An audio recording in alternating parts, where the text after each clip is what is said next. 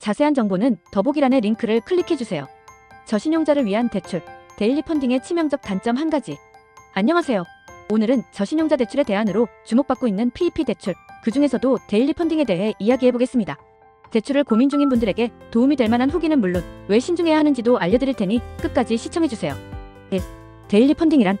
데일리 펀딩은 투자자와 대출자를 연결해주는 PEP 금융 플랫폼입니다. 특히 부동산 기반 대출 상품을 주로 다루며 저신용자도 상대적으로 높은 승인율을 자랑합니다. 금융권에서 대출이 어려운 분들에게는 매력적인 선택지가 될 수 있습니다. 하지만 금리가 높고 펀딩 과정이 필요하다는 점 기억하세요. 2. 데일리 펀딩 대출의 주요 조건. 자격 조건은 비교적 간단합니다. 건강보험에 가입된 근로소득자라면 가능하며 직장인뿐만 아니라 프리랜서, 자영업자도 신청할 수 있습니다. 하지만 NIC 신용점수 500점 이상, 최소 3개월 이상의 소득 증빙이 필요합니다. 대출 한도는 최소 1천만 원에서 최대 1억 원, 대출 기간은 12개월에서 60개월까지 설정 가능합니다. 금리는 연 11%에서 15% 사이로 책정되며 플랫폼 수수료도 추가로 부과됩니다. 예를 들어 1억 원을 60개월 동안 연 15% 금리로 상환하면 월 납입금은 약 262만 원으로 계산됩니다. 3. 데일리 펀딩 대출의 장점과 단점. 이제 금융권 대출과 비교해볼까요?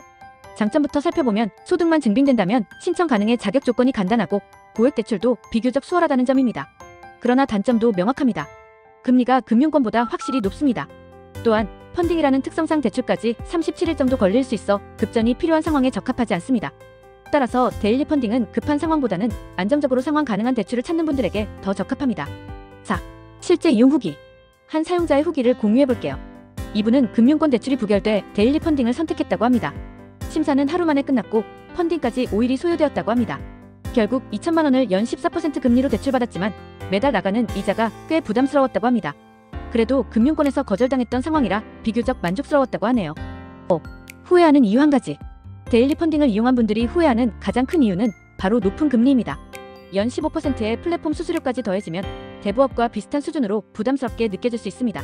또한 만기 일시 상환이 불가하다는 점도 단점입니다. 매달 원리금균 등으로 고정 금액을 납부해야 하니 상환 부담이 적지 않습니다. 급하게 돈이 필요한 상황에서 신청했다가 연체라도 된다면 최대 연 20%의 금리가 적용될 수 있으니 신중히 선택하셔야 합니다. 6. 데일리 펀딩. 이렇게 활용하세요. 마지막으로 데일리 펀딩을 활용하기 전에 체크해야 할 사항입니다. 금융권 대출부터 비교하세요.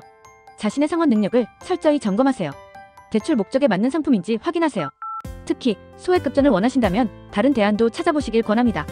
오늘은 데일리 펀딩 대출 후기와 후회하는 이유에 대해 알아봤습니다.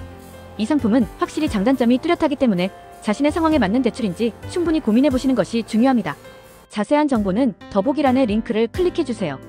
영상이 도움되셨다면 좋아요와 구독 부탁드릴게요.